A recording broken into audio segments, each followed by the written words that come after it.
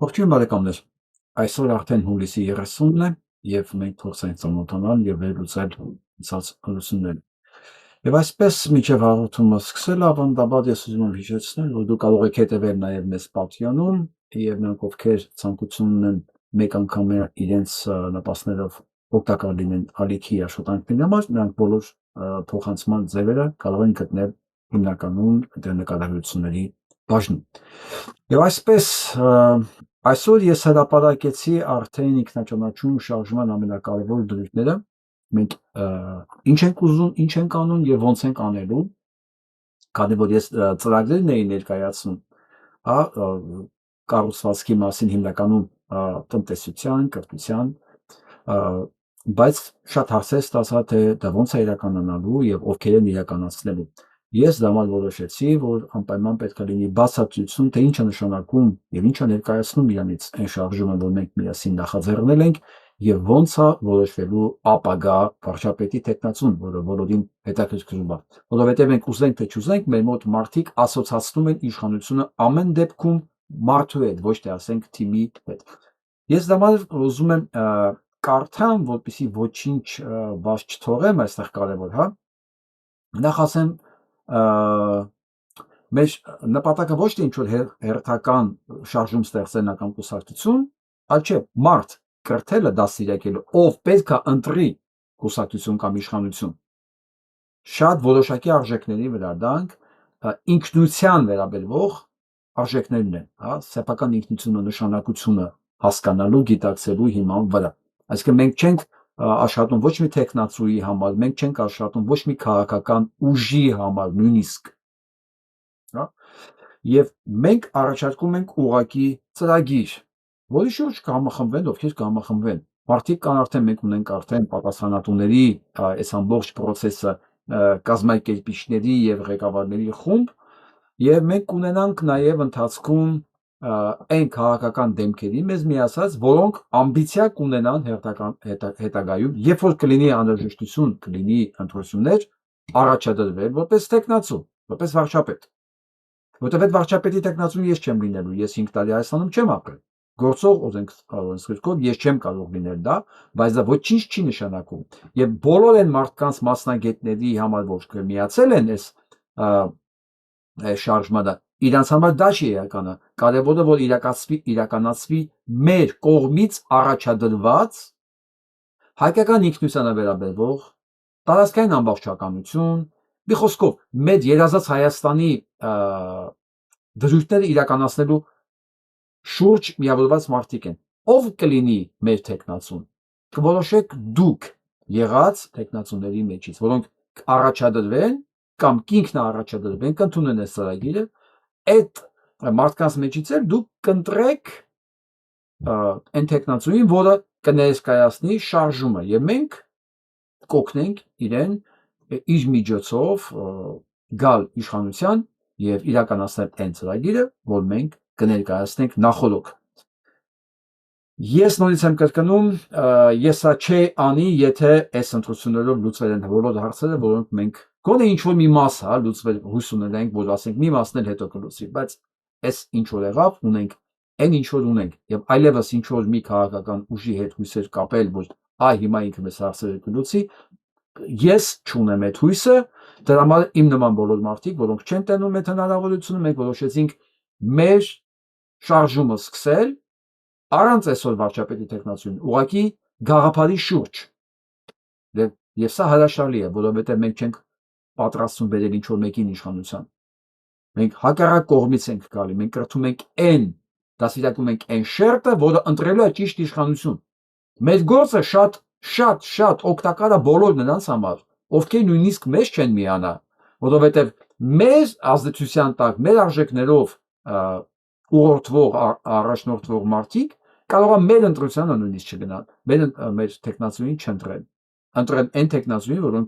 որը ասենք չի միացել մեզ, առանձին է առաջադրվել, և ես այստեղ էլ խնդիր չեմ տեսնում բոլորովին, որովհետև ով կլինի արժանի թեկնածու, մենք էլ ենք պատրաստ նրան աջակցել, բայց դա պետք է լինի ազգային մտածելակերպ ունեցող, ազգային նպատակներ հետապնդող մարդ, հա, որի համար չկա կավ բյուրոյի որոշում, որի համար կա հայք։ Պարզ բան եմ ասում, որի համար Հայաստանը կավ բյուրոյի որոշում Հայաստանով չի վերջանում, որի համար Հայաստանը կախվածություն չունի ինչ-որ կենտրոններից, ոչ մեկի վասալը չի։ Հասկանում եք, այս արժեքներ ունենող մարդիկ ունեն եւ մեր աջակցությունը եւ կարող են միանալ մեզ որպես վարչապետի տեխնացու, որովհետեւ փոքր կուսակցությունների համար մանավանդ ինքնուրույն գնալ ինչ-որ ընտրությունների արդեն որևէ անգամ տեսնում ենք, որ դա ոչ միայն իրատեսական չի, այլ նաեւ քո չստացած տոկոսները ասնում է իշխանությունը զավթած Փաշինյան Նիկոլին եւ իր ստեղծած ընդդիմությանը պլյուս ավելորդ անիմաստ պատմված ռեսուրսներ։ Եվ հիմա անձում եմ սկսել ամենակարևոր նորությունից այսօրվա, որը ոչ թե Հայաստանում կայացած իրադարձություններն, այլ հեռու Վաշինգտոնում, թվում է ինչ կապ ունի մեր հետ, 86 սենատորներ աջակցել են Լինսի Գրեհամի Ռուսաստանի դեմ պատժամիջոցների օրինագծին, որը պետք է քննարկվի, դեռ չի ընդունվել այդ պատժամիջոցների օրինագիծը, բայց ընդունվել է, որ նա պետք է քննվի հանձնաժողովներում եւ դա մի օր ներկայացվի քվեարկման։ Ես վստահ եմ, որ քվեարկությանը, եթե միջև այդ Պուտինը ոչ մի բան չպայմանավորվեց Դոնալդ Թրամփի հետ, այդ քվեարկությունը կիրականանա հօգուտ այս Լինսի Գրեհամի օրինագծին, բայց ինչի են վախենում եւ ինչ կա Լինսի Գրեհամի օրինագծում, կա այն, ինչի համար Ուկրաինայից վերադարձնելուց հետո հաջորդ օր այլևս չարթնացավ քնից Լինսի Գրեհամը, որովհետեւ եթե դուք լսեք ամբողջությամբ ինչ է ներկայացնում այդ պատժամիջոցները, դա մի սոսկալի փաթեթ է Ռուսաստանի դեմ, որը հեղինակած Լինսի Գրեհամը երևի տրամաբանական պետք է չարթնանար այդ օրը առավոտը, որովհետեւ ինչ ռուսական կայսրությունը, սովետական միությունը ամեն ինչ դրել է այդ լրտեսական, տերորիստական ցանցերի մեջ, ամեն ինչ։ Սովետական միությունը ոչ մի բան անենց չի ֆինանսավորվել, որքան արտաքին եւ ներքին հետախուզությունը։ Ոչինչ։ Բոլոր միջոցները առ այսօր տրամադրված են այդ կառույցների, ինչի, որտեղ իշխանությունը պահող է այդ կառույցներն են, ոչ թե ասենք, չգիտեմ, գիտություն, կրթություն, մշակույթ, սոցիալական, չէ, այդ կառույցներն են բոլոր ժամանակների իշխանությունները պահող են։ Եվ այս ունենք ինչ որ ունենք։ Հիմա անցնենք այս օրինագծին, ինչով է դա կարևոր, ես ինչի եմ դա հենց դրանով սկսում մեր հաղորդումը, քանի որ ես այդ մասին արդեն խոսացել եմ ցերեկը։ Ես մասամբ ուզում եմ դրանով սկսել, հետո շարունակել, հա։ Երևի բոլորդ հիշում եք Լինսի Գրեհամին, սա սենատորներ, որին սպանեցին վստահ եմ Ուկրաինայից վերադառնալուց Ամերիկայի Միացյալ Նահանգներ։ Այսօր պարզվեց ինչ է ներկայացել եւ ինչ ծրագրեր է ունեցել Լինսի Գրեհամը եւ ինչով է կապված դա Հայաստանի հետ նաեւ։ Եվ այսպես այն նոր սանկցիաների փաթեթը, որ ինքը պատրաստել էր, դրվեց կոնգրեսում քննարկման եւ անցավ, որ դա կսկսվի քննարկել եւ ամենայն հավանականությամբ կընդունվի։ Ինչ էր պարունակում այդ փաթեթը։ Խոշորագույն սանկցիաներ Ռուսաստանի նկատմամբ եւ Հայաստանի համար ինչով է դա կարևոր, որտեղ այնտեղ են բոլոր ռուսական բանկերը, բոլոր խոշոր ռուսական բանկերը, որոնք նաեւ աշխատում են հայկական բանկերի հետ։ Պլյուս ուրանի մատակարար են կազմակերպությունները, որոնք Հայաստանի ատոմակայանը ուրանով են մատակարարում, այսինքն պատասխանատու են եւ կապված են Հայաստանի ատոմակայանի հետ։ Ինչ է սպասվում Հայաստանի, եթե այս օրենքը, այս սանկցիաները անցան։ Բոլոր այն երկրները, ովքեր կաշխատեն այդ կազմակերպությունների հետ, կընկնեն 100-ից 500% տարիֆային բանի տակ։ Պլյուս կարող է իրենք էլ ենթարկվեն երկրորդական սանկցիաների։ Հիմա երևի կասեք Հայաստանը փոքր երկիր է, դժվար նշանակություն տան, գուցե աչք փակեն։ Այդ աչք փակելը գին է ունենալու, այսինքն հերթական անգամ, որ Նիկոլը չընկնի այդ սանկցիաների տակ, ընդ որում պետք է ասեմ, այդ հարավկովկասյան երկաթուղին էլ է սանկցիաների տակ, որը Նիկոլը ոչ միայն չի հանրայնացնում, չի սեփականացնում պետության կողմից, այլ նույնիսկ այս տարի դոտացիա տվեց մի կազմակերպության, որը սանկցիաների տակ է։ Այս ամեն ինչը տանում է ել ավելի խորը կախվածության ոչ միայն ռուսական սանկցիոն բանկերից, այլ Ամերիկայի Միացյալ Նահանգներից, որոնք կարող են Նիկոլին ցանկացած ժամանակ պատժել։ Թե սա կարճատև եւ երկարատև իմաստով ինչ կտա Հայաստանի, շուտով կերևա,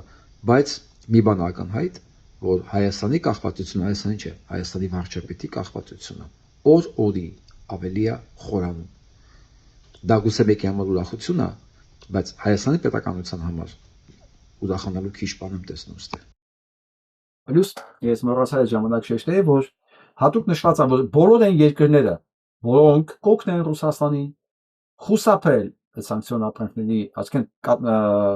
սև սխեմաներով օգնել Ռուսաստանից, խստագույնս կպատժվեն։ Խստագույնս։ Ու հիշեցնեմ, որ ձեզ Արշակը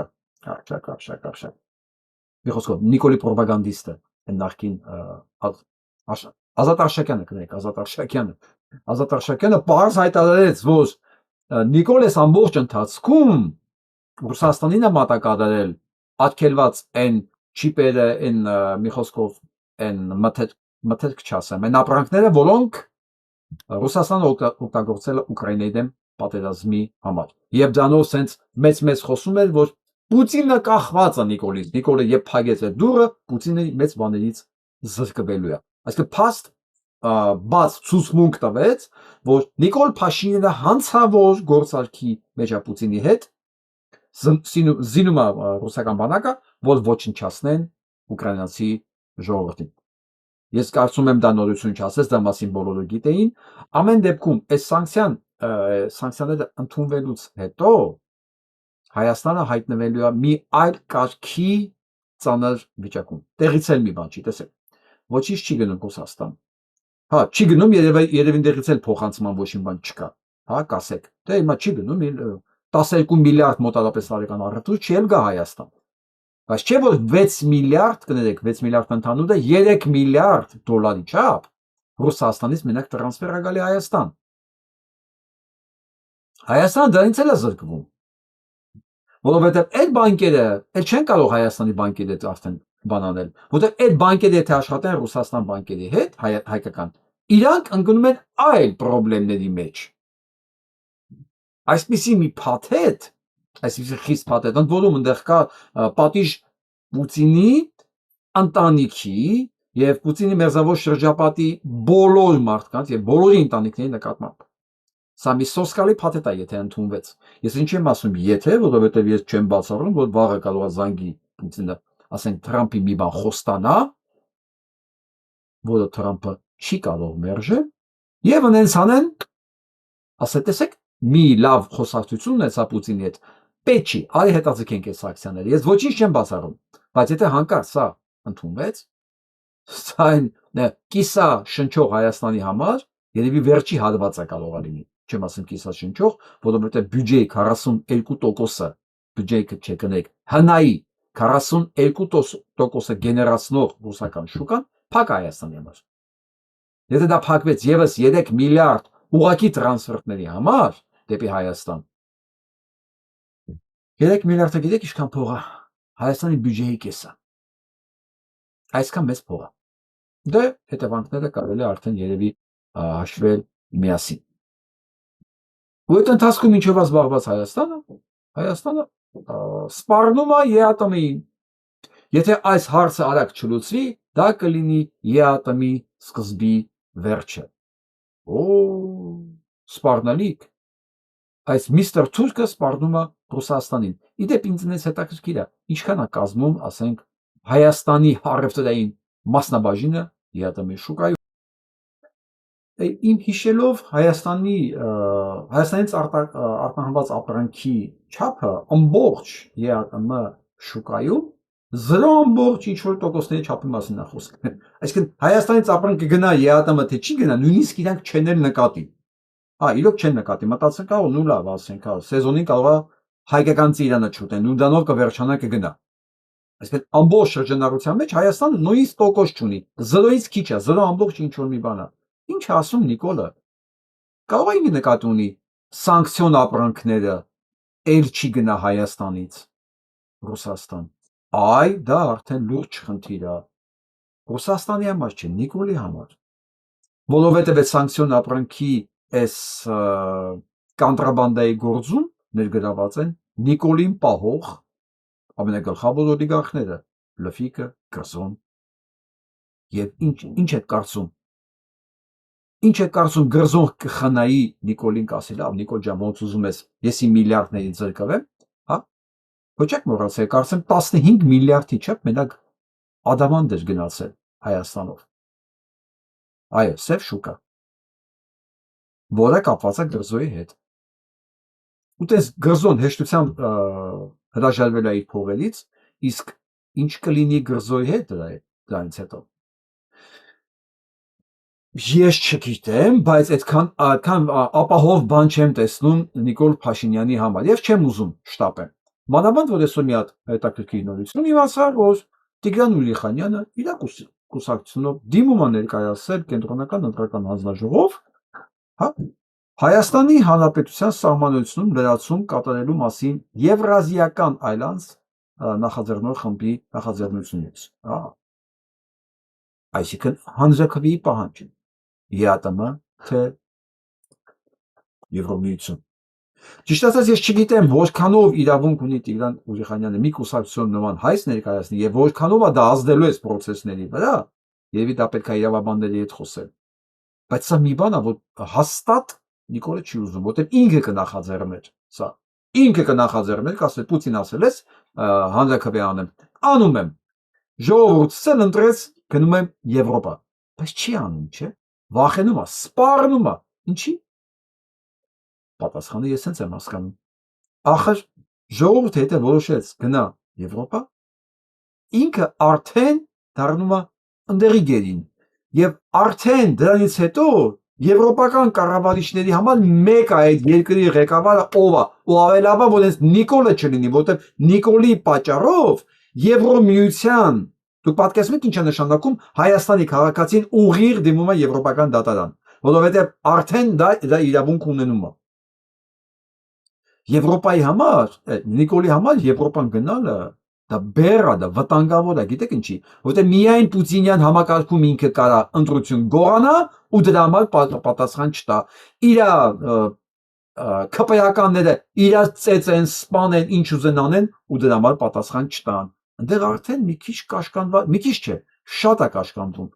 Եվ այլևս իշխանական այն ախորժակ այն փառասիրությունն արդեն հնարավորությունը որ ինքի հիմա իրան շնորհել է որ ինքը համ Զակոննի գողն է, համ դատախազն է, համ դատավորն է, համ վարչապետն է, համ նախագահն է, ինքն է որոշում ով ինչ որոշում պիտի կայացնի դատավորներից եւ այլն։ Այն համակարգում ինքը չի կարողանա նորմալ մնա ԵԱՏՄ, ասկեն հանրակրվեով ժողովուրդը ասի մնում ենք ԵԱՏՄ, այն ժամանակ պատկերացնում եք, հենց նույն Նիկոլի վիճակը։ Ցած վերցնում է ու որպես պարտված տեխնացու անում շպրտում են դուրս։ Ընդ որում, այդ շպրտելու process-ը կազմակերպվում է հենց նույն խորհրդարանական ճակերտավոր եմ ասում ընդդիմության եւ արդեն այդ խորհրդարանական ընդդիմության շարքերը արագ անցած քպեականների ձեռքով։ Որովհետեւ հանրակրվեն շատ որոշակի բան է մտցնում Նիկոլի ճակատագրի մեջ։ Իսկ Նիկոլը շան պես է բախենում դրանից։ Ինչի՞։ Որովհետեւ սենց կարողանում է ոչ այս կողմ եմ, ոչ այն կողմ եմ, մեջտեղում անորոշության մեջ ձգել իր իշխանությունը։ Եվ ես կարծում եմ Տիգրան Ուրիխանյանը պատահմամբ չի գնացել այս քայլին։ Ներքին ձայնս ասում է, ասել են դին սկսի process-ը։ Ես տեսնենք ելով ավաղը միանում այս process-ին։ Միջդեռ Հայաստանի երկրորդ խոշոր պղնձամոլիբդենային հանքավայրի շուրջ նոր զարգացումներ կան։ Տարիներ շարունակ տեղի են ունեցել սեփականատերերի փոփոխություններ, հանքն ունեցել է 100 միլիոնավոր դոլարների պարտքեր, անցել է ռուսական բանկի վերահսկողության տակ ու կրկին հայտնվել ուշադրության կենտրոնում։ Այս իսկ արդեն սանկցիաների տակ Եթե այս օրենք ընդունվեց, ես ինչ եմ ասում, Վաշինգտոնում ինչ որ կատարվում է, ուղիղ գալու է մեզ կպնի, որովհետև Հայաստանը իր ամբողջ ռեսուրսներով, ամբողջ կախված է Ռուսաստանից, ու դա պատահական չի կախված է Նիկոլն է կախել վերջի փաստը ասեմ այդ Եվրոպա գոռացողներին սանկցիաների տակ գտնվող Հարավկովկասյան երկաթուղին, որը մեծ պարտքեր ուներ, մեծ խախտումներ ուներ, Նիկոլ ասում էր երրորդ կողմին պետքա վաճառենք, ինքը ոչ միայն չկարողացավ երրորդ կողմին վաճառել, ինքը ոչ միայն չկարողացավ ազգայնացնել, այլ փող տվեց, այդ հպարտ հարկատուների փողը վերցրեց տվեց իրենց։ Հիմա տեսենք պղնձամոլիբդենային արդեն սանկցիաների տակ լինելու եթե օրենքները եղավ։ Հիմա տեսնենք ինչ է սպասում Թեղուտին։ Կամ ոչ միայն որպես խոշոր արդյունաբերական օբյեկտ, այլև որպես հնարավոր աշխարհաքաղաքական նախագծի ֆինանսական հնարան։ Այս պատմությունը սկսվում է Լոռու անտառներից, բայց դրա հետևանքները կարող են հասնել մինչև Վաշինգտոն, Մոսկվա եւ ամբողջ տարածաշրջան։ Ով է հանքի նոր սեփականատեր Կոստանտին Սոկոլովը, ինչպես է նրա անունը կապվում թրիփ նախաձեռնության հետ, Սեդա Կյուրեխյանի հատուկ ռեպորտաժում։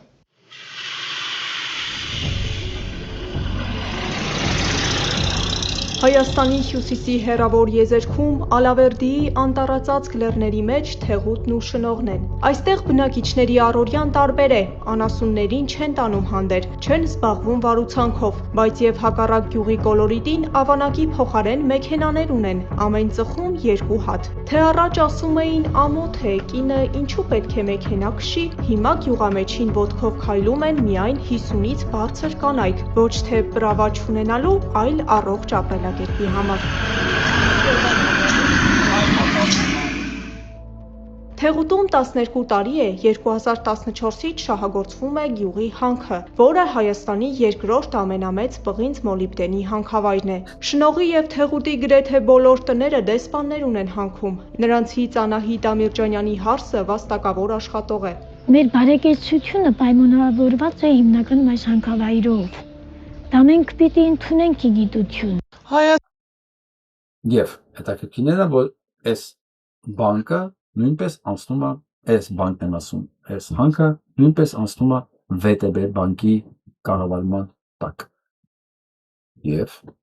սկովա ՎՏԲ բանկը, ինչ է ընդհանրապես ՎՏԲ բանկը։ ՎՏԲ բանկը դա 100% ռուսական բանկը։ Ռուսական ամենախոշոր բանկերից մեկն է։ Հա, Եվրոպա գնացող Փաշինյան Նիկոլը փաստորեն ամբողջությամբ կախված է ռուսական բանկերից։ Սկզբունքորեն այս ամեն ինչը հանրայնացնելու, ազգայնացնելու ժամանակ ուներ ինքը 8 տարի, բայց հասկանում եք, չէ՞ որ ինքը դրա համար ժամանակ չուներ։ Բա Թալանովով զբաղվեր։ Բա Վլադիմիր Վլադիմիրովիչի կոշիկները պարբերաբար ով սրբեր։ Դրա համար այսօր գնալու տեղ չունի։ Ինչ Եվրոպա։ Նախ որ դա իրեն չեն սպասում, ինչ հանրաքվեր, նույնիսկ ինքը դիմում չի ներկայացրել։ Մի խոսքով, այսենց հիմար վիճակի մեջ է հասել այսօր Փաշինյան Նիկոլը, բայց դա ոնց որ թե ինքը չէր հասկանում, ինչով է հիմա ինքը զբաղված, նայեք ինչով է զբաղված։ Կաթողիկոս ասելով։ Ես այդպիսի կաթողիկ եմ կաթողիկոս ասել։ Ում նկատում եք կաթողիկոս ասելով։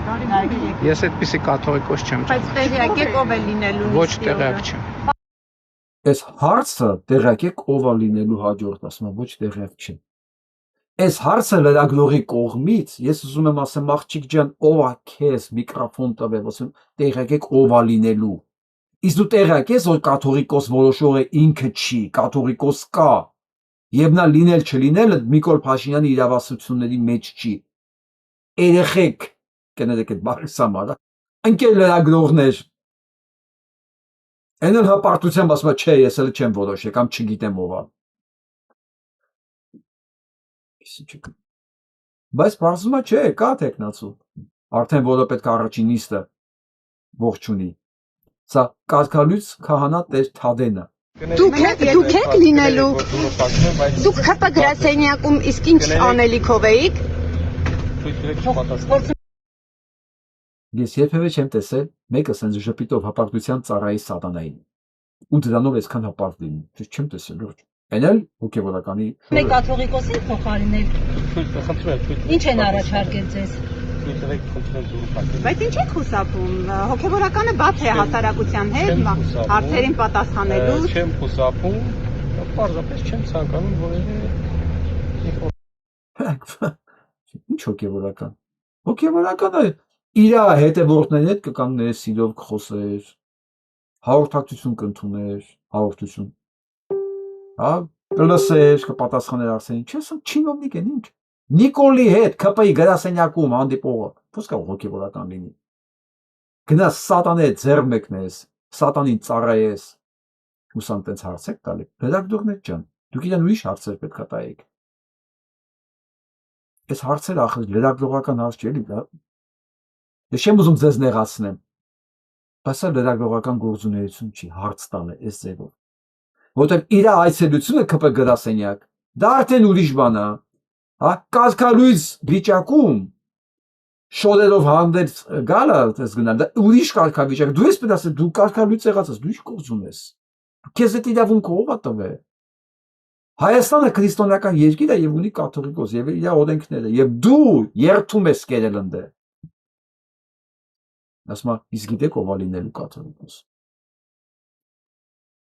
Տեղափոխվենք Արցախ, տեսնենք ինչ է կատարվում։ Ադրբեջանցիները հրաժարվում են ապրել օկուպացված Արցախում։ Ադրբեջանի նախագահը նրանց հետ խոսում է սպառնալիքի լեզվով։ Կզրկվեն նպաստից, եթե Արցախում չապրեն։ Ղարաբաղում եւ Արաքից տարածքներում մեծ թափով շինարարական աշխատանքներ են ընթանում,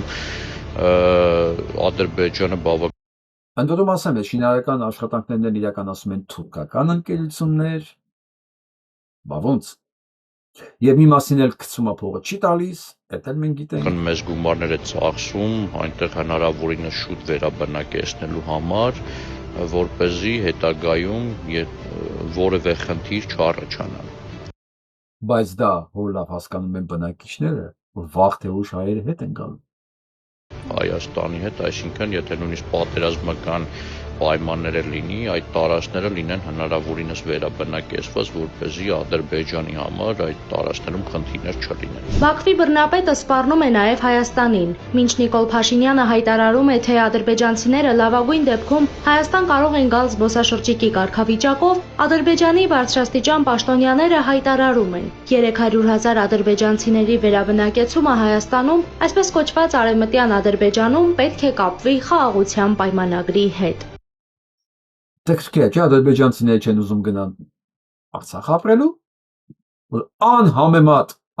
ավելի իրենց համար նախ հեշտ է։ Հա, այնտեղ հայ չեն տեսնելու։ Երկրորդն է, ասեք, բնությունը Արցախի եւ Երևանի տակ անհամեմատ բաներ են։ Երևանը բնություն չունի, Երևանը օդ չունի, Երևանը ջուր չունի, Երևանը ոչինչ չունի, համատած Արցախի հետ։ Բայց այն պնդում է, որ այդ Արցախ չգնացող ադրբեջանցիները սիրով գալու են Երևանում ապրեն։ Սա գիտեք ինչ է։ Ընդհանրապես հոգեբանական ճնշում։ Իսկ ում կարող են ուղարկել Արցախ կամ Երևան։ Արցախ պետք է ուղարկեն ընտանիքների, որոնց այնտեղ լինել չլինել արդեն իրենց ընտրությունն է։ Իսկ Երևան կուղարկեն պատրաստված այն մարդկանց, որոնք գալու են շատ որոշակի հրամաններով եւ նպատակներով, այսինքն պատրաստական։ Հա, միշտեր նրանք գնան Արցախում, երբ որ հայ չկա, ինչ ունեն այնտեղ անելու։ Իմաստ չկա նրանց գնալը Արցախ։ Նրանց եթե գալու են հենց այն մարդիկ, որոնք ուղղակի գալու են կոնկրետ նպատակներով եւ կոնկրետ հրամաններ իրականացնելով։ Բայց ավելի շատ այս պարագայում սա հոգեբանական ճնշումները, զիջումներ ստանալու համար։ Վերադարձնելով ադրբեջանական բնակչությանը Հայաստան, Ադրբեջանը բավական լուրջ ռազմավարական գործոն կարող է հաստատել Հայաստանում։ Այդ գործընթացը Ադրբեջանը դրել է քննարկման Հայաստանի իշխանությունների հետ բանակցություն։ Եվ ոչ միայն, ինքը միջազգային ասպարեզներում է սա որպես process, օրինական process ներկայացնում, Հայաստանն է ներկայացնում որպես ցեղասպան օկուպանտ։ Այս process-ը գնում է։ Թե ինչքանով է սա օգուտ տալիս, միաժամանակ չի մոռանում նաև բացել մեր սեփատեղիները։ Arkadaşlar, Allah bütün şehitlerimize rahmet eylesin. Gazilerimize de can sağlığı versin. Şükür Allah'ın bu cünne. Bura ziyaret bağında olan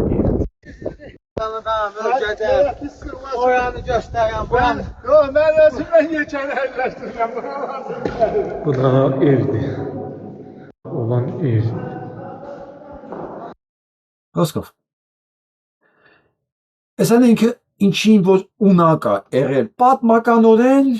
ու դանու ոչինչ չի փոխվել։ Իմիջիալոց իմ անկերներ, հետևորդներ, ովքեր լսում են, երբեք մի վիճեք ադրբեջանցիների հետ on-line, դա կլինի TikTok, Instagram կամ YouTube ցանկացած տեղ մի վիճեք։ Ընդամենը երկու բառ ունեք ասել իրաց։ Նախ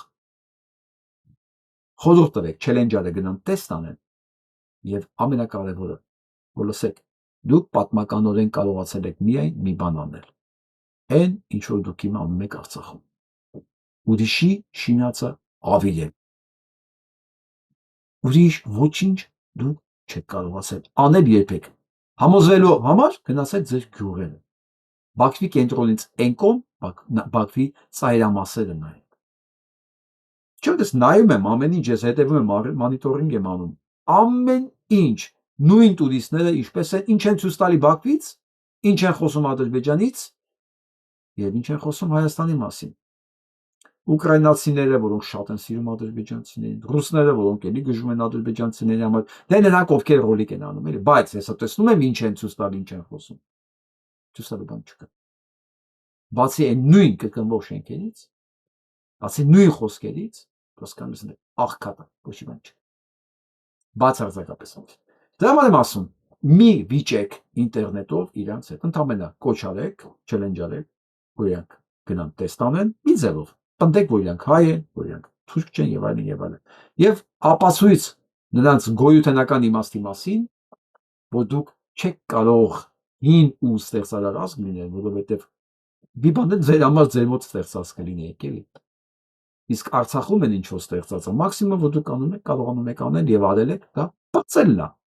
Փաստա, իրանք էլ գիտեն դրա մասին եւ հպարտ են դրանով։ Իսկ հիմա վերադառնանք Արցախի կարգավիճակին։ Сегодняшнее заявление США – это первый удар по безнаказанности, с которой действовал Баку последние годы. Сразу 87 членов Палаты представителей Конгресса США из 24 штатов, представляющих более 66 миллионов американцев, выступили с мощным двухпартийным заявлением, в котором призвали администрацию США предпринять решительные меры для обеспечения коллективного, безопасного и гарантированного возвращения армян в Нагорный Карабах. Այսքան, սա էլ կոնգրեսի որոշումն է։ Կոչը բանին Թրամփի, որ ինքը ստիպի Ալիևին, որ բոլոր փախստականները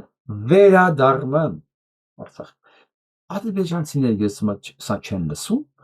Ես հենց եթեր եմ դուրս գալի ինքերներ։ Դա լինի TikTok, դա լինի բանը YouTube, Instagram-ով չեմ անում, չգիտեմ ինչի։ Անպայման թուրքերը վխտում են այնտեղ եւ ես իրանց շատ դանդաղ առանց հայոյելու, առանց բալկանալու բացացում եմ մեր փոքրիկ բարեկամներին, հա, սև ու սպիտակ ոչխարի հետևորդներին, որ գիտեք ինչ, դե ժամանակավոր ուրախացեք, բայց սա է սպասվում, դուք սրա մասին մտածեք ավելավ այսօրվանից, հա։ Մենք ձեզ մի օր անպայման Ադրբեջանը ազատագրելուց հետո իրաց կթողենք։ Սարերի վրա ոչխար թոպային էլի մեզ ինչ է խանգարում։ Հա, պետք է ազատագրենք ընդ թալիշներին, պետք է ազատագրենք, ընդ լեզգիներին պետք է ազատագրենք։ Լեզգիները ադրբեջանցիների շատ են։ Այնքան ազգեր կան, ավարներին պետք է ազատագրենք ընդեղ, հա, այնքան ուդիներին։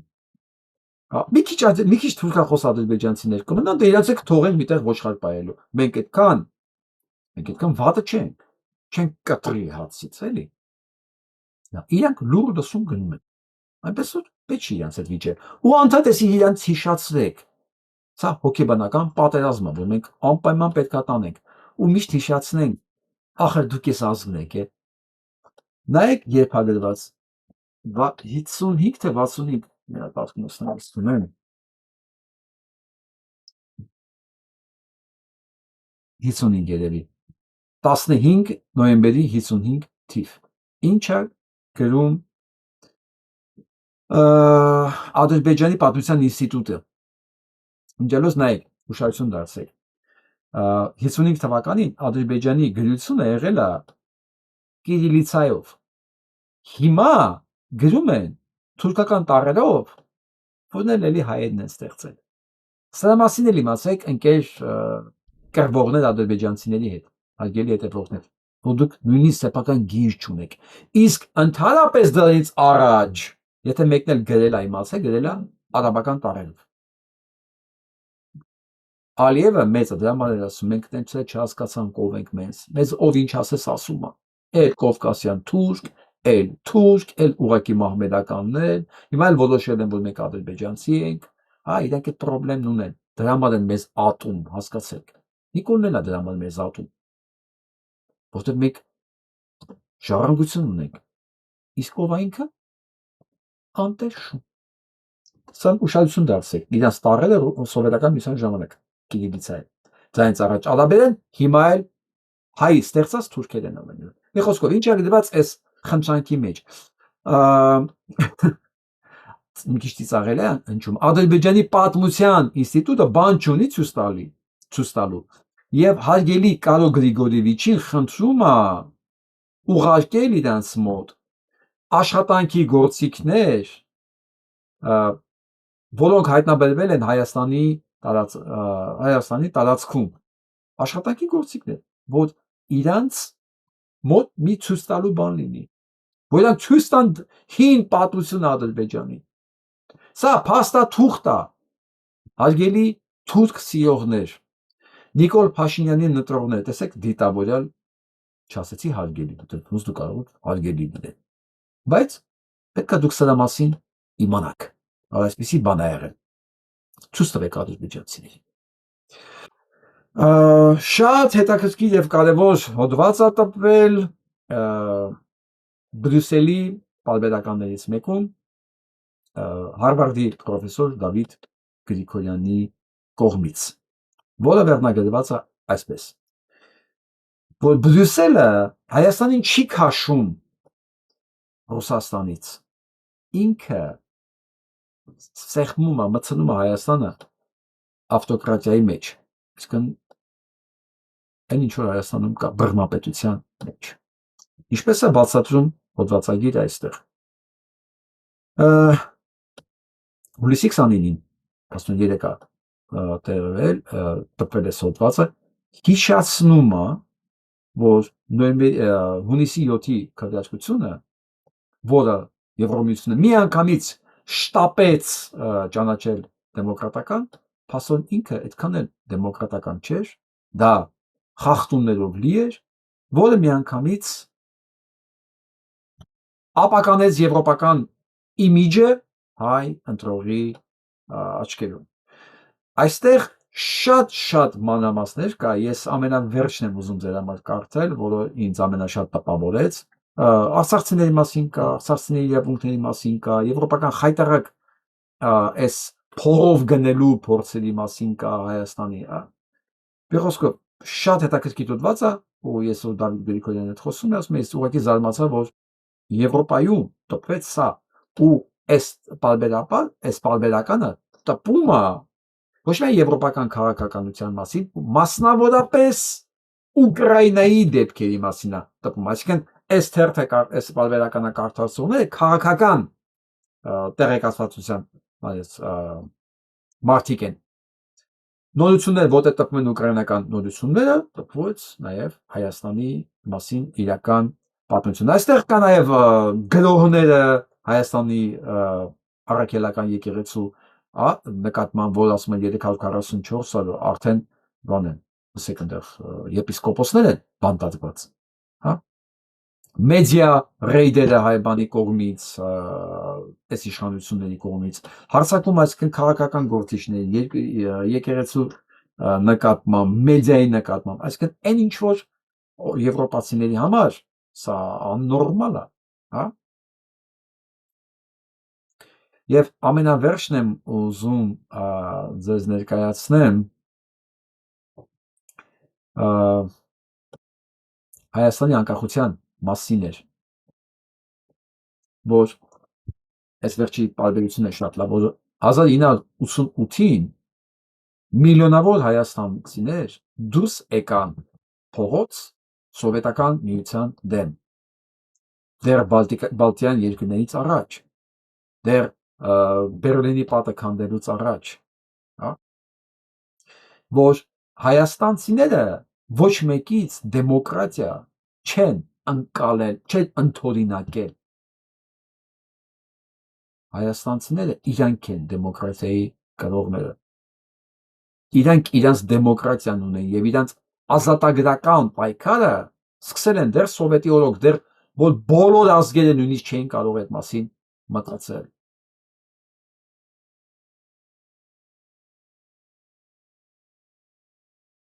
Խոսքով շատ լավ հոդված է, իմեջում կա, տեղադրել են Facebook-յան, դուք կարող եք կարդալ ամբողջովին։ Շնորհակալություն, Դավիթ ջան։ Եվ այսպես վերադառնանք Հայաստանին։ Լիլիթ Մակունցը կնշանակվի վարչապետի աշխատակազմի ղեկավար, հորիական։ Ով է Լիլիթ Մակունցը։ Լիլիթ Մակունցը միջև Լիլիթ Մակունց դառնալը ընդամենը Նիկոլ Փաշինյանին փորձում էր անգլերեն սովորեցնել։ Պարզվեց ինքը նաև վատ անգլերեն սովորացնող է, նստի երկուս։ Հետո երկար ժամանակ ինքը փորձեց մշակույթում իր տեղը գտնել։ Պարզվեց մշակույթի իր մեջն է, մանեկանք, ատենցել չգտանք մշակույթը, մտածեցին ինչ անենք, Լևոնի կարևոր ներկայացուցիչն է մեր թվում, ոչ ենք անելու շպրտենք դուրս, ինչ անենք, որ մշակույթը չգտանք իր մեջ։ Արեք, քանի որ մի քիչ գիտի անգլերեն, ուղարկենք աշխարհի ամենակարևոր տեղը քաղաքականության իմաստով, չէ, Մոսկվա չէ, Վաշինգտոն։ Ուղարկեցին Վաշինգտոն դեսպան, ասին դե մի քիչ անգլերեն գիտես, ոնց ուզում ա լինի, ներ կարած դեսպան աշխատես։ Պարզվեց ամենախայտարակ դեսպանը ինքն է Վաշինգտոնում էնել պատերազմի ժամանակ, երբ որ 20 թվականի պատերազմի ժամանակ կարող էր Վաշինգտոնը միանգամից կանգնեցնել, ինչպես այն ժամանակ Թրամփը ասեց, ինչ պրոբլեմ կա, սկանդինավյան խաղապարներին կուղարկենք կանգնացին, բայց պարզվեց դեսպանը խորը քնի մեջ է, ոչ սկանդինավացիներն եկան, ոչ էլ պատերազմը կանգնեցել։ Չնայած պարզ էր, որ սրանք չէին կանգնեցնելու պատերազմը, որովհետև իրանք էին այդ պատերազմի հրահրողն ու իրականացնողը։ Դե տեսան չի ստացվում, բերեցին Երևան ու հիմա կդառնա իր աշխատակազմի ղեկավարը։ Այստեղ ամենակարևոր բանը այն է, որ ոնց պատտվում ենք բոլորը Կարապետ Ռուբինյանից սկսած, մինչև Ռուբինյան, մինչև Մակունց, մինչև մնացած բոլորը, մինչև Վահագն Խաչատուրյան,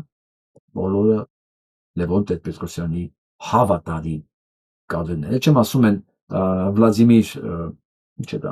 Կարապետյանի մասին, որը էլի աշխատակազմի ղեկավար, չէ, խոսնակներ, հետո գնաց Ուկրաինա դեսպան, հիմա չգիտեմ ինչ անում, չեմ հետաքրքրվել, էական չի, բայց շուրջ բոլորը նույն կանտորայի նույն դեմքերն են, մեկը մեկից ապազգային, անգլագետ,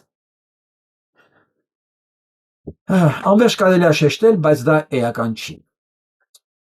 Կարևորը նաև որ Կոնջորյանի նշանակման վրա ոչինչ չի ասում։ Քաղաքացիական պայմանագիրը չի վերանայի ազգային ժողովի փոխնախագահի պաշտոնում Հայկ Կոնջորյանի թեկնածությունը։ Կուսակցության առաջնորդն ինքն ասաց. Ինչի պետք է վերանայի։ Փաշինյանն ասաց. Ինչ է եղել որ վերանայի։ Ինչի պետք։ Հասկացաք անմերսունակության մակարդակը։ Ոչ թե հասկանում ենք, դե խնդիր կա պետք է վերանայի։ Անմերսունակության մակարդակը իսկ ինչ պետք է վերանան։ Ասեմ։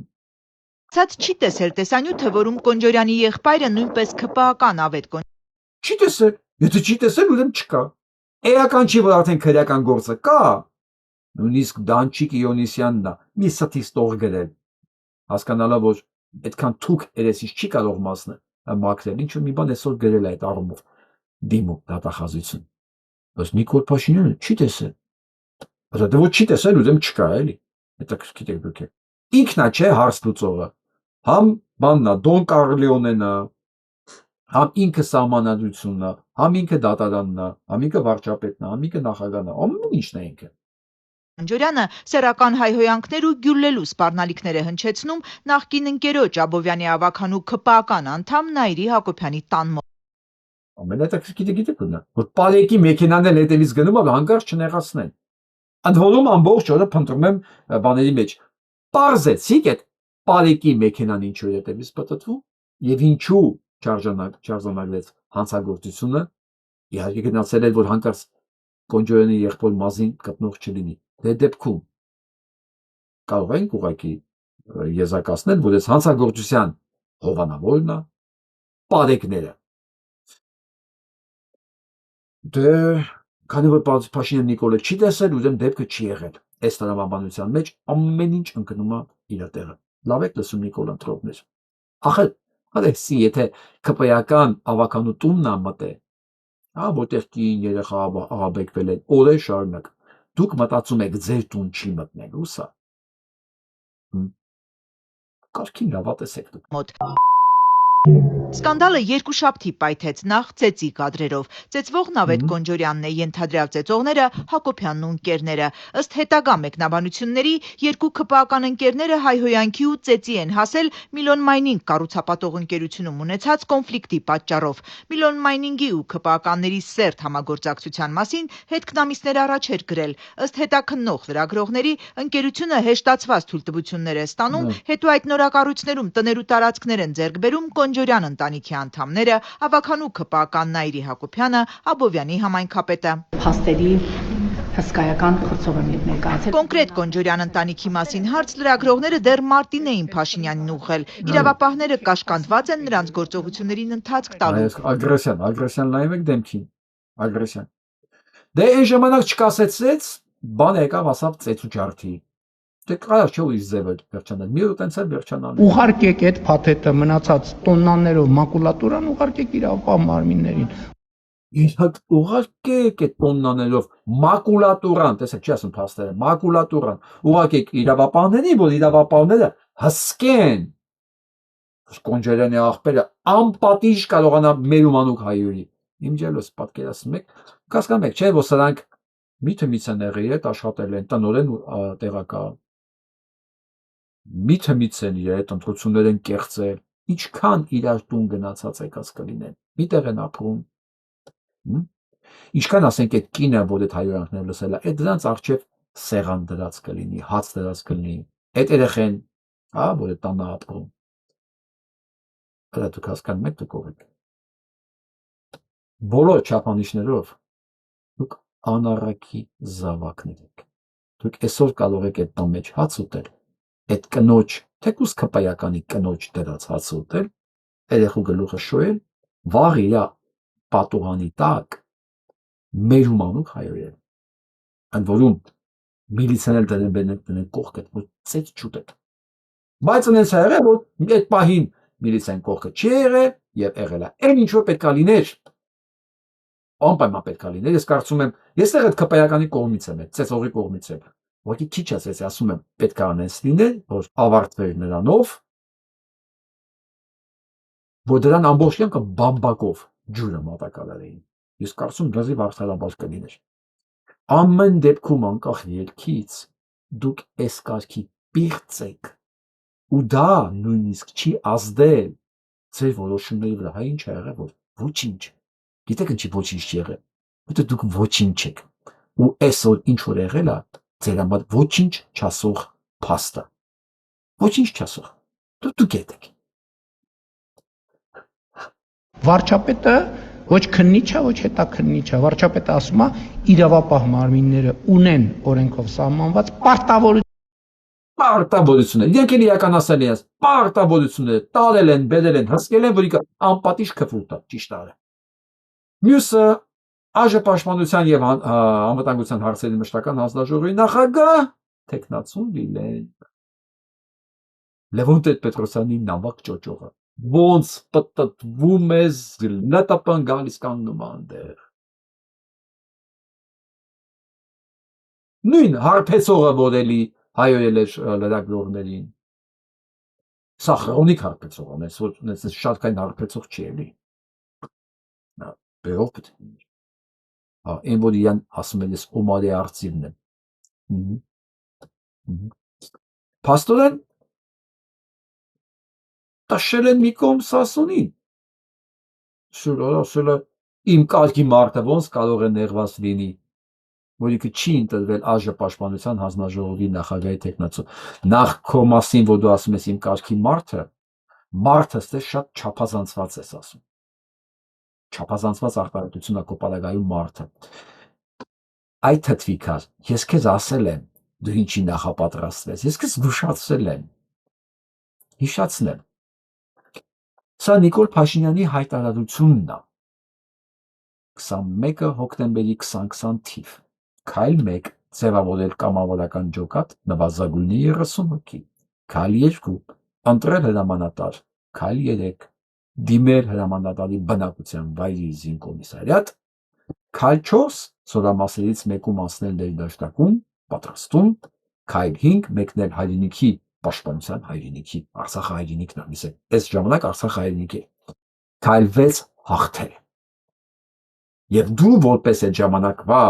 ԵԿՄ նախագահ պարտավոր էիր սա իրականացնել։ Դե դու գնացիր, ասեցիր ես վիրավոր եմ, հենց առաջին օրը փաղալ եկար մտած ծակը, ասեցիր իմ մասին չասեք, այ մարդ ես վիրավոր եմ։ Բայց դա մասին չի մոռացել Ալիևը։ Եվ այսօր դատում է ինքը ռազմագերիներին, որովհետև Հայաստանը ըստ իր հարձակվել է Արցախի վրա։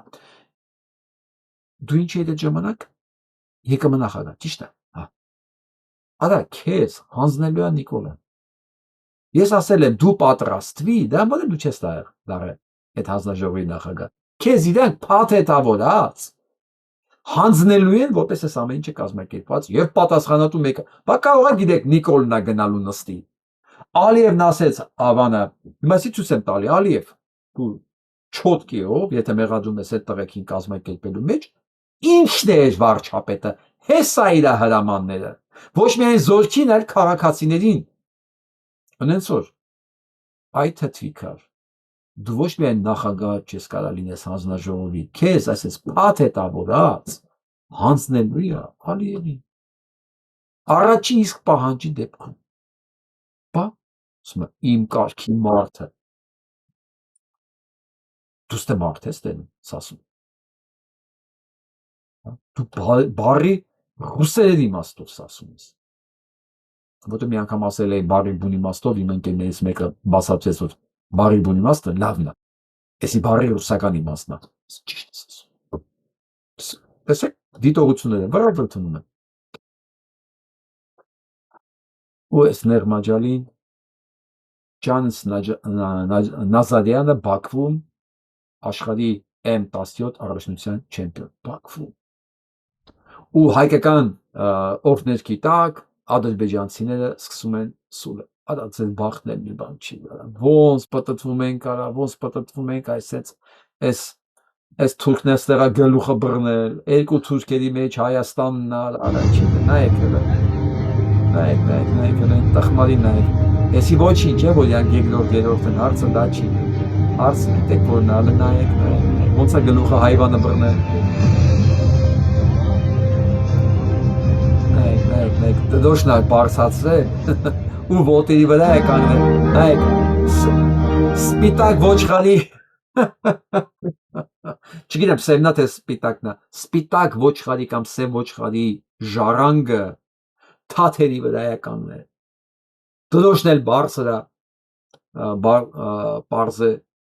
Իրան թվում է դանով երրորդ տեղից դարավ առաջի տեղ։ Հա, Ատենց է, իրանք որ ասենք թուրքերենը գողանում են թուրքերեն տառերով գրել, այդ տառերը դառնում է Իրանը։ Նույնիսկ եթե ասենք դա հորինել են հայերը։ Բա հենց գնացին մի տեղ ապրեցին, այդ իրանց տունն է։ Բա քոչվորի բնավորությունն է, հոգեբանությունն է սա։ Հիմա Նիկոլին ասեք, Նիկոլ, Բաքվում հայը սատկասել է թուրքին, հենց տենց։ Սա պատահել է, ինքը շատ է նեղվում չէ, որ ասենք հայը գրում են, հայը հաղթեց կամ ջարդեց թուրքին, ինքը նեղվում է։ Մենք էլ ինչ ենք սիրում, որ մեր թշնամիները միշտ նեղվում են, այ ոնց որ Քյամբրամն է գլուխը բռնել։ Այսպես, Նիկոլ, գնա գլուխը բռնի։ Դու ամեն ինչ անում ես, դու ես երեխեքի օլիմպ ավանը փակում ես, որ իրանք պարապելու տեղ չունենան, այս երեխեքը քոյին է դու գնում են դառնում չեմպիոն։ Քո հարազատ ադրբեջանցիներ կանգնում է թաթերի վրա, դրոշնել սենց ինչքան տեղ ունի բարձրացնում է, որ այն թուրքը հանգիստ կանգնած ասում է, հանգիստ գլուխը կանգնած ասում է, երկրորդ վատ էլի, վատ չի էլի։ Ոչես, այս կոմպլեքսավորված ոչխարի ցեղերը, դուք չեք պատկերացնի ինչ առանձնատուկ հաճույք եմ ստանում, երբ որ սրանք հայտնվում են ին եթերների ժամանակ։ Գեղագիտական հաճույք է։ որ ես սկսում եմ բացատրել ովքեր են իրենք։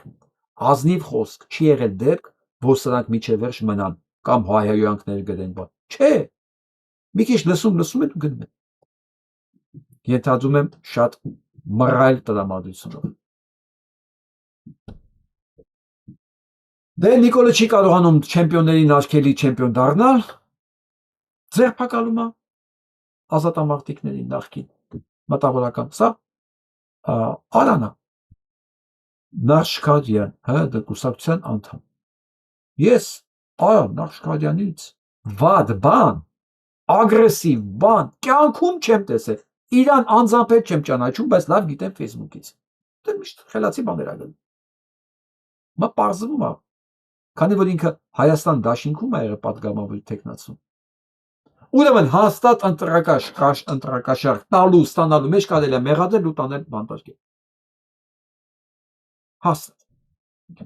Փաշինյան Նիկոլ, այ պրոստիտուտկան է, այս նկարը քո մասին է։ Հաղթած որևէ մարդ կյանքում սենց իրան չի պահում։ Ոչ թե մենակ ինքը որ բլագարոդնի է կամ վեհ մարդը ասպետա դրա համար։ Չէ, հաղթածը դա հոգեբանորեն բավարարված վիճակն է։ Նույնիսկ եթե ինքը վերջի տականքն է, Փաշինյան Նիկոլ, բայց եթե հաղթած է լինում, ինքը հանգստացած է լինում։ Քո այս հիստերիկ ջղաձգումները մի բան են ասում, որ քո վիճակը շատ ավելի վատ է, քան նույնիսկ այս պիդարացի։ Կներեք, ինչ շփար ասացի։ Մի խոսքով սրա։ Միտքս հասկացեք։ Լիանա Սվենյան ես, Սևանյան ես, ինչ ես, ինչ չի հետաքրքրում։ Այդ քո շեֆերը, որ ուղարկել են, ին վերաբերյալ խոսած, վիդեոներ Սա Նիկոլ Փաշինյանն է։ Նիկոլ Փաշինյան ինձ տեքստը հետաքրքիր չի։ Այս կերպարը տենում եք, մեկը մեկից ոռոփու անտեր, մեկը մեկից ոչնչություն, ես ամենապատասխանատվությամբ եմ ասում։ Ես ասում եմ գեղագիտական արժեքի, արժեքային իմաստով։ Ինքը կարող է լավ բլոտ է խաղում, դա ինձ հետաքրքիր չի։ Այս տեսակը կարող է Նիկոլ ընտրել։ Մյուս կողմից գամ, հենց այս տեսակն եմ Նիկոլ ընտրել, բայց ոչ բոլորը այս տեսակի մեջ ոչ բոլորն են Նիկոլ ընտրել նույնիսկ։ Պատկերացնում եք, նույնիսկ սա բավարար չի Նիկոլ ընտրելու։ Ավելի ներքև տեղ կա, որ համ այս տեսակն է, համ Նիկոլը ընտրել։ Այս գզվրտոց ինձ հետաքրքիր չի, ուղղակի ինձ կերպարներ է, այն մի հատ թու լավակա, չէ, այն լավա ծառացը։ Իսկ նույնն է։ Դուք հասկանում եք Նիկոլ Փաշինյանը ում հույսին է մնացել, ու սրանց թվում է, իրան թվում է, սրանցով կարելի է իշխանություն պահել, օրինակ։ Որոշել ԵԱՏՄ գնում ենք, թե ԵՏՄ են գնում, չէ, ԵՄ են գնում, թե ԵԱՏՄ։ Ինքը կարող է որոշի, ասենք, Զանգեզուրի միջանցքը տա, թե չկտա։ Ինքը կարող է որոշի, ասենք, այս տարի տնտեսություն փակելուց հետո բանկերի սանկցիաների տակ ունենալուց հետո ոնց կառավարի երկիրը։ Լուրջ այս ռեսուրսով ինձ որ ասում են ինչից եք համոզված, որ սա 5 տարի չի կառավարելու երկիրը։ Հենց սրանով ժողովուրդ ջան։ Որովհետև այս ճգնաժամերը որ կա, այս խնդիրները որ կա, Հայաստան դեմ ծառացած, սրանք լուծելու համար լրջագույն ռեսուրսներ պետք եւ մասնագետներ եւ քաղաքական լրջագույն եւ ամենակարևորը լեգիտիմ վիճակա պետք այս վիճակներին հարցերի լուծում տալ, որովհետեւ Պուտինը հələ չի մեռել։ Ինձ գրում են ինչ ես խոսում, Պուտինը մեռել է, Պուտինին թաղել ենք, լսեք, 4 տարի առաջ ենք թաղել։ Գիտեմ, այդ թաղողներից մեկն էլ մոտավորապես ես եմ եղել, ասել եմ հեսա պրծնում է։ Բայց եկավ Թրամփ, հասկացանք չէ,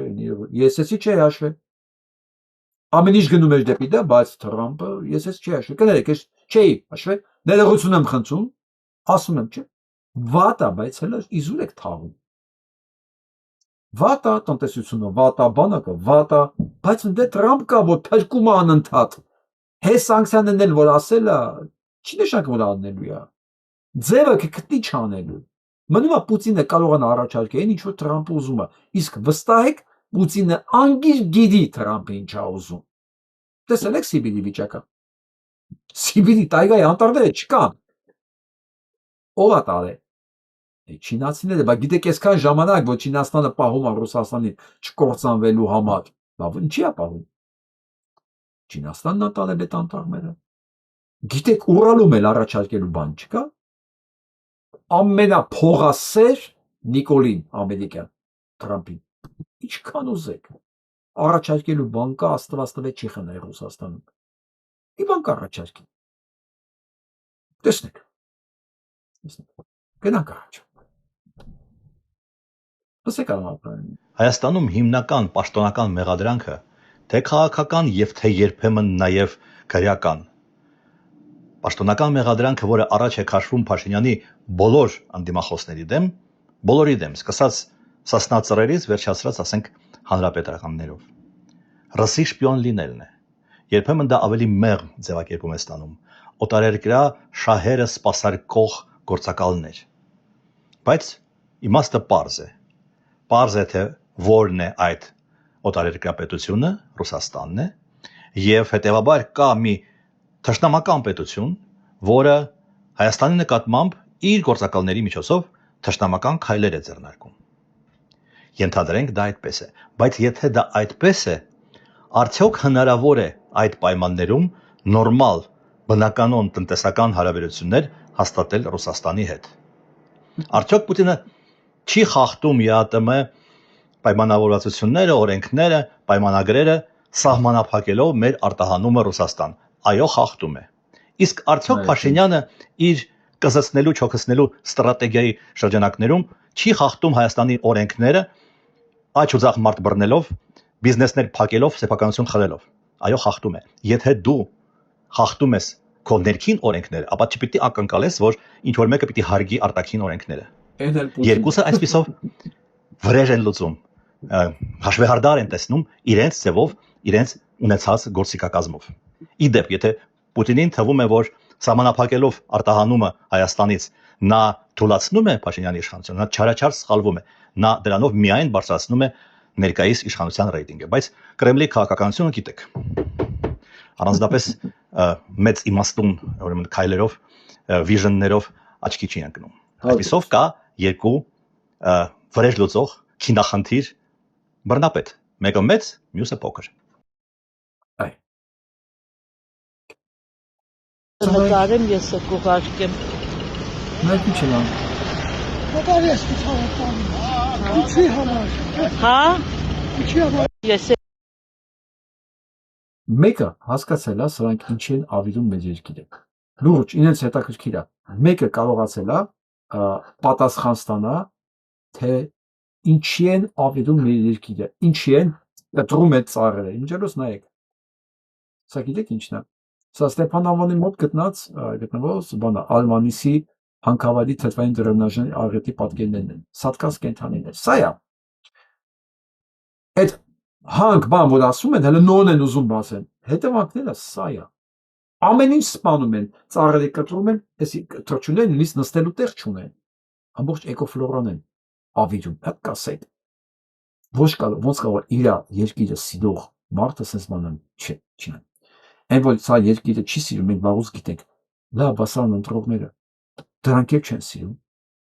Այսօր մի ընկերոջ հետ երկար վիճել ենք, ինչի են ընտրում Փաշինյան Նիկոլին։ Ինքը փորձեց համոզել ինձ, որ դա տակ ինչ որ հաշվարկներ կան, լսեք ասեմ։ Սրտի հետ հաշվարկ չի լինում։ Եթե մարդու սրտի համար ծանր է եղել սրա գործողությունները, սրտի հետ հաշվարկ չի լինում, արա։ Եթե մարդու հոգում ծանրացած է, դառնություն կա, ինքը հաշվարկ չի կարա անի։ Եթե հաշվարկ կան, նշանակում է ոչ սրտինա դառնություն եղել, ոչ հոգունա դառնություն եղել, թքած ունենես ամեն ինչի վրա։ Ինքը հաշվարկ է արել։ Արցախը տալուց ինքը շահեց, թե չշահեց։ 44 օրյա պատերազմում այդքան մարդ սպանելուց ինքը շահեց, թե չշահեց։ Այնպես չի որ չի իմացել է, բայց ոչ սրտինա կապե, ոչ հոգունա կապե, ոչ միտեղ մի բան չի մնացել, հələ ոնց կարող է մի սատկած թրջուն կամ մի հատ կտրած ծառ իր համար նշանակություններ, կամ մի հատ սուտ, կամ մի հատ, չգիտեմ, կործանված ամբողջ գյուղատնտեսական համակարգ, կամ բիզնեսներ, չէ, այդ մարդը իր առանձին հաշվարկ ունի, հետևաբար այդ մարդը սոցիումից չի, ինքը հաշիվ է գլխականակա, բայց ինքը այս սոցիումում չի ապրում որպես սոցիումի մաս, ինքը բոր տեսակով, ինքը քաշող է, ինքը կեղեքող է, Հետևաբար արեք սանց մասին մոռանանք, շպրտենք մի կողմ, կենտրոնանանք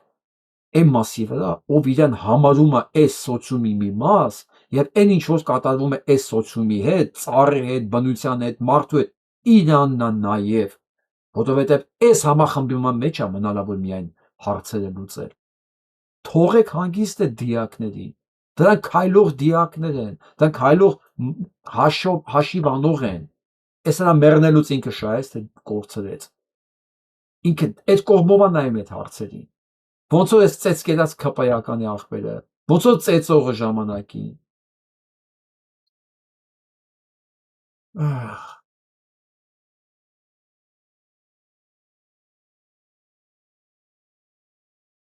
Ուրեմն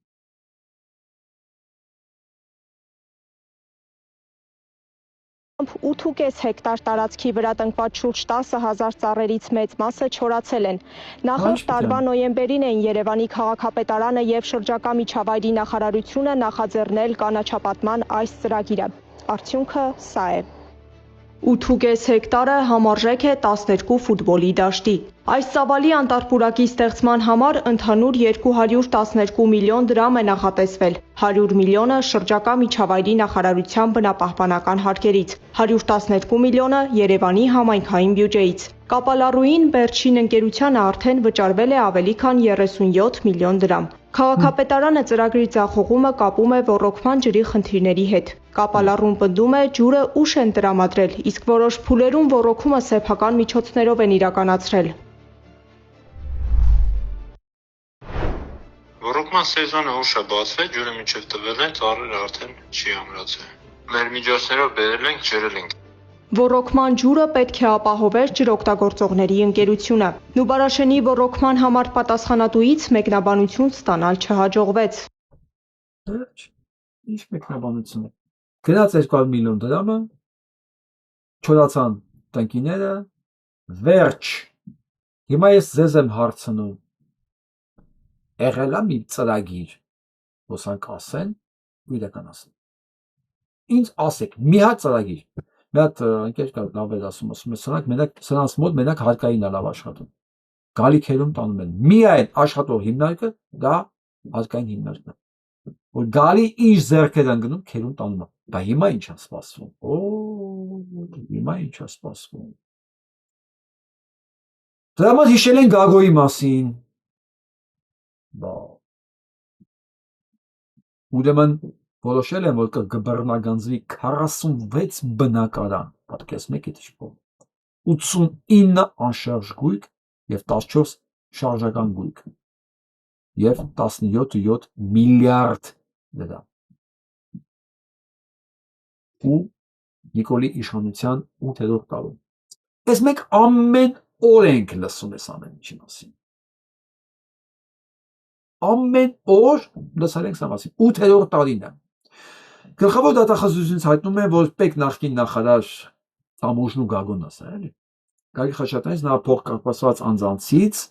պահանջում է բռնագանձել 193 անշարժ գույք, որի թիվս ամենի 46 բնակարան եւ 89 անշարժ գույք։ 193, էսի մենակ, մնացած ինչքան ունի, որ գրանցված չի։ Հիշեցնեմ, որ սա մի հատ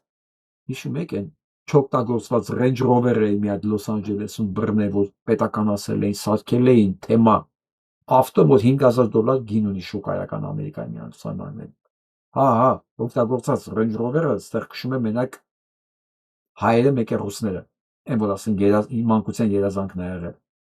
Երևանում քշել են։ Գալիս են, որտեղ դրա պահել ավելի թանկական, դրա արժի է իրականում։ Մի հատ Range Rover-ը պետական ասել, ու սարքել են, պետության համար ձեռք բերում։ Գիտեք ինչ է սի լինելու, հա։ Հա, ինչպես 8 տարի է, ամեն ինչ կլինի։ Միացան լսենք, ժողովուրդ ջան։ Միացան լսենք։ Работаю тренером и нигде нас не встречали. Я много лет работаю тренером и нигде нас не встречали так, как в Азербайджане, заявил журналистам главный тренер сборной Армении Ю-17 по борьбе Гагик Хачатрян. Я много лет работаю тренером. Էսի հատուկ ասում ես տականքը Ադրբեջանը, ոչ մի տեղ մեսեջ չեն ընդունել։ Իհարկե ոչ միտեղ հիմնի ժամանակ չեն սուլել բացի Ադրբեջանից։ Այս գիտեք ում հակապատկերն է, այս տականքը։ Սրա խնդրում եմ անպայման անուն ազգանունը գրեք, որ ես արդեն հասկանում եմ ովքեր են գնալու սրան ստանելով։ Հիշում եք այն մարզիչին կարծեմ դահուկային սպորտի այն որ Ադրբեջանի դորոշը ճղել էր, հանել էր դոշից եւ մարզիկը գնացել էր եւ իր բաննել մարզիչներ, ոչ միայն մարզիկը, նաեւ մարզիչը ասել են լավ արե։ Դրա պատճառով աշխատանքից հանեցին։ Հիմա այս կենթանին, որպեսզի իրան չհանեն, Ադրբեջանում ասում է ոչ միտեղ, այ մարդ դուք ես ինչ լավն եք, ոչինչ որ թքեցիք երեսներից մեր դրոշի հանելու ժամանակ, բայց ես ինչ լավն եք դուք, ինձ գործից չհանեք էլի, որովհետև այս սրա գինն է, ուրանալն է իշխանությունում մնալու, աշխատանք ունենալու սպորտում, ունենալու գինը, արժանապատվությունը ուրանալն ու սուտ խոսալն է։ Նիկոլ Փաշինյան ընտրած ու աջակցողներ, ձեր ֆորմուլան սա է, ձեր դեմքը սա է։ Ու դուք ուզում եք ես ձեզ լուրջ ընդունեմ կամ մարդու տեղ դնեմ, այսօր մեկը գրել է դուք ես ինչ վատն եք, իհարկե վատն եմ, ես իմ թշնամիների նկատմամբ վատն եմ, իսկ ով ասեց որ ես իմ թշնամիների կամ ուրացող անարժան մարդկանց նկատմամբ լավը պետք է լինեմ, չես ուղղակի ճիշտ խոսացող մարդ եմ, դուք սովորեք Նիկոլ լսելու, դուք սովորեք սես տականքը լինելու, ես ոնց կարող եմ ձեր համար լավ լինեմ, մենք տարբեր հարթությունների վրա ենք, ես ձեզ չեմ էլ ուզում նույնիսկ ձեզ ճաշակը բավարարեմ, ձեր լավը Նիկոլն է, եթե Նիկոլն է ձեր լավը, ես ոնց կարող եմ ձեր համար լավը լինել։ Հիշում եք այս կերպարին, որ երեխաներ էր որդեգրում ու մանկական նյութեր էր տարածում։ Բողոքներից հետո վերջը սան ձերբակալեցին։ Այսը։ Այսինքն քրեական հետապնդումը հայտարարել, թե ձերբակալել են թե չէ, իմանանք ընթացքում։ Հալութ Սասունյանն է շատ լավ ձևակերպել։ Ի վերջո է Երևանում արդարադատություն չգտնելով հայերը մի օր գնալու են Եվրոդատարան։ Այս ամենամեծ վտանգն է սրա համար, որովհետև հենց Հայաստանը դարձավ Եվրոմիության անդամ կամ անդամության տեխնացու, հայերը այդ սա հետ խնդիր չունեն, սա խնդիր ունի հայերի հետ։ Սա ամենավատ երազն է, որ Փաշինյան Նիկոլը կարա տենա։ Այդ չեմ ասում, Եվրոմիության ներկայացած երկրի սահմաններից չեն կարա երկիր պոկեն։ Հիմա կարան, Ալիևը սա ոնց կների։ Ոնց կարող է դեպի Եվրոմիություն գնացող երկրի հարցակում լինի, տարածքներ զավթեն, բարդանում է Ալիևի գործը, իսկ չի անի կյանքում, ու սա գնալու տեղ չունի, մնալու է այս բաների արանքը։ Ու Հայաստանը նույնիսկ եմ կրկնում, միակ երկիրն աշխարհում, որ ոչ առևտրային պարտներ ունի, ոչ ռազմական, որևէ երկրի հետ համագործակցություն։ Սուբեկը գրել է բա Ֆրանսիայի հետ, արա ինչ Ֆրանսիա, դուք Ֆրանսիայի հետ ռազմական համագործակցության պայմանագիր ունեք, դուք Նիկոլ Փաշինյան եք, չէ՞ որ լսում եք, գիտեմ, բայց դուք համ էլ Նիկոլ Փաշինյան եք, համ կարելի է լինել հապկում, համ լինել ռազմական համագործակցություն մեջ Ֆրանսիայի հետ, Ֆրանսիան ձեզ բերելու է պաշտպանի, հապկում լինելով հանդերձ, դուք հապկում եք ժողովուրդ, դուք երևի չգիտեք, դուք հապկում եք, ձեզ հապկից էլ չի անել, որ միտեղ մտցնի, ցանկացած հարձակման դեպքում Հայաստանը ոչ մեկի հետ պայմանագիր չունի հակադարձելու եւ փոխօգնության համար, դա է, թե չէ զենք առնելը, այն էլ չօգտագործվող, դա ոչինչ չի նշանակում, բայց դե ում համար են խոսում սա, եթե մարդ Նիկոլա լսում, ոնց կարելի է իրեն լուրջ վերաբերվել։ Արագ տեղափոխվենք Ամերիկա ու վերադառնանք Հայաստան։ Ես ասում եմ նիշ կորումը հրեական լոբինգի համար եւ ընդհանրապես Իրանների համար։ Հրեական համայնքներում հարցում են արել Զորան Մամդանին, Նյու Յորքի քաղաքապետը, որը հակ է իսրայելական դիրքորոշում ունի, ստացել է վստահություն 44%-ի չափով,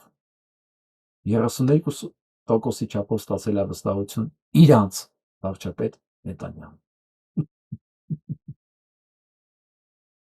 Սենց է լինել է ամծությունները։ Մյուսը հրյաները ամեն ինչ անում են, որ մերժեն, որ հանկարծա չգնա սեպտեմբերի 11-ին այդ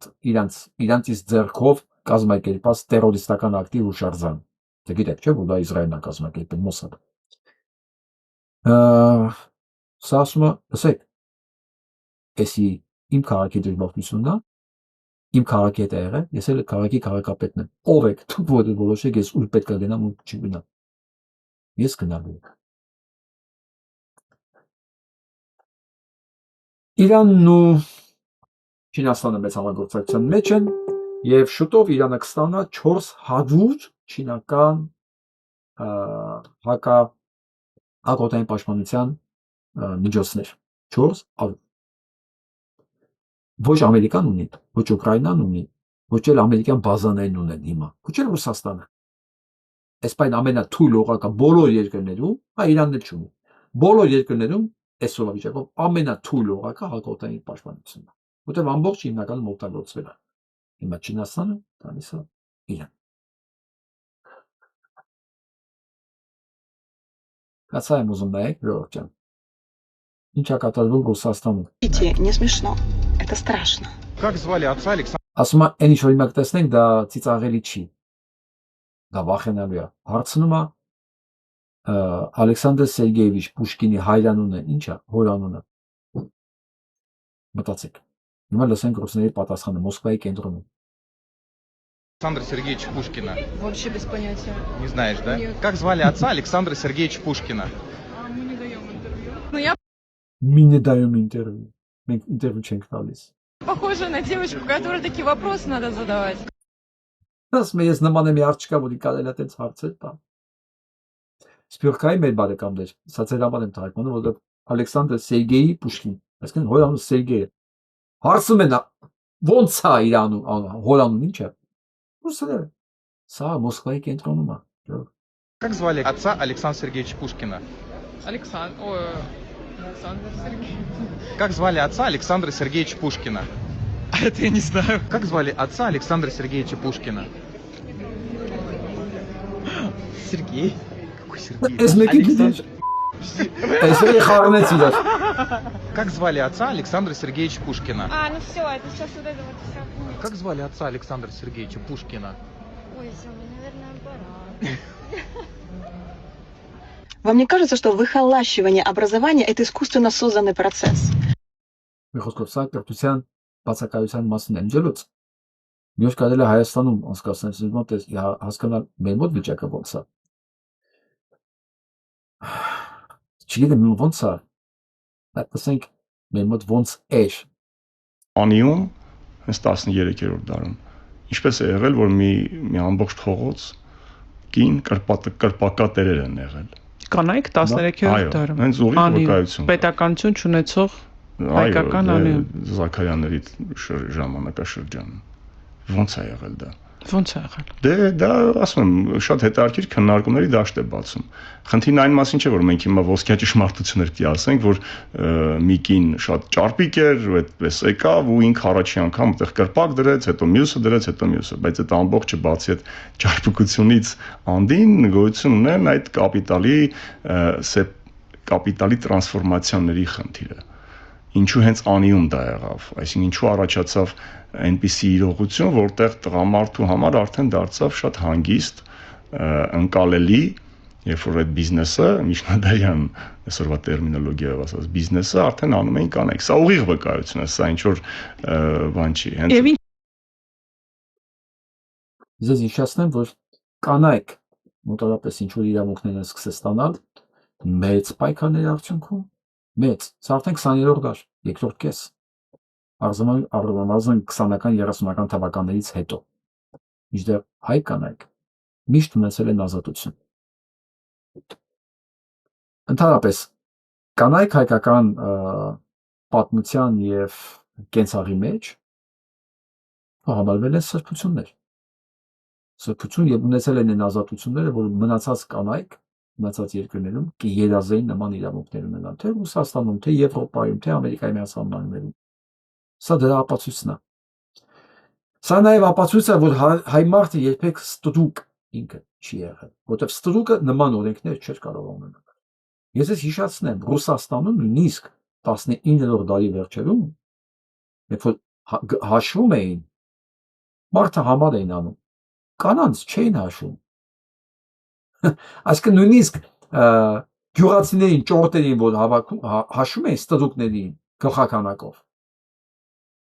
Կանանց մարդը հաշիվ չէին անում, գլխահանակի մեջ նույնիսկ չկան, չէին հաշվում կանանց։ Դա Ռուսաստան։ Իսկ Հայաստանում փաստորեն կանայք 13-րդ դարում նույնիսկ սեփական բիզնեսներ ունեցել, մի ամբողջ փողոց հենց իրանք էլ եղել։ Սա որպես փաստ մեզ մի բան է հուշում։ Սա ոչ թե պետքա դիֆերամներ գորալ, sense դոշտեցել մենք չէ, սա պատասխանատվության աստիճանն է բարձրացնում մեր մոտ, հասկացող մարդու մոտ,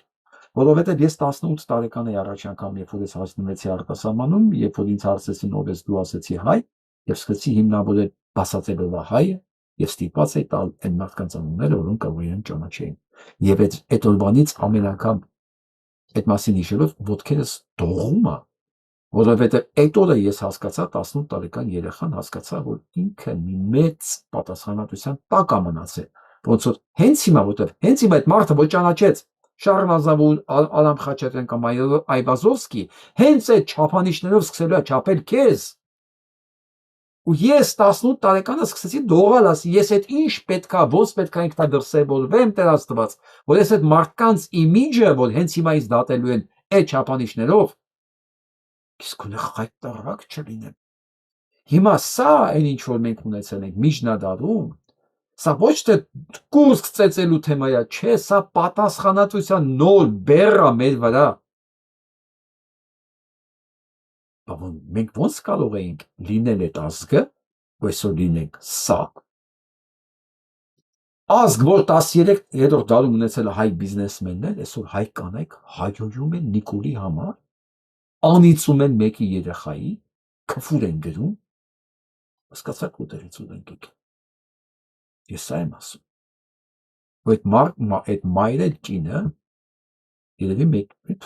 թորը գրկում, այդ բերանով հաց է ուտում, այդ բառերը գրելուց հետո։ Որ պետք է հետ նայել։ Բուդդիզմի մի շատ լավ բան կա, բանաձև կա, ինձ հենց է դուր գալի, շուշուտ եմ դրա մասին հիշում, որ ասում հետ պետք է գնանք։ Բուդդիզմում կատարելության ճանապարհը դա դեպի հետ վերադարձնա, դեպի մանկություն։ Եվ ավելի կատարել վիճակ չկա մարդու համար, քան մանկությունը։ Մեր պարագայում, հա, մանկությունը մեր արմատներն են։ Մեր համար ավելի երանելի տեղ չկա, ավելի բարձր տեղ չկա, քան վերադարձ դեպի մեր մանկություն։ Ու մենք գնալու տեղ ունենք, մենք մանկություն ենք ունեցել, գնալու տեղ ունենք, բայց ադրբեջանցին ինչ անի, որ գնալու տեղ չունի։ Այդ դրա համար է մեզ ատում։ Նիկոլը դրա համար է ատում հաջողակ մարդկանց, երջանիկ մարդկանց, որտեղ նրանք հիշելու գնալու տեղ ունեն, ինքը չունի։ Ինքը ինքնություն չունի, ինքը ոչ մեկն է եղել, գնալու տեղ չունի, իր մանկությունը ավելի վատն է, քան այսօր, ուր գնա, ինքը ատել է այդ օրվանից, բոլոր հնարավոր հաջողակներին, երջանիկներին, ես զգում եք այդ ամեն ինչ իր վարքագծի լեքսիկոնի դիմագծերի մեջ կա, բայց դե ում համասայականը, ում համար էլ սա մասին խոսացողը ռսաճող։ Այսօր համար այսքանը, լավ մնացեք։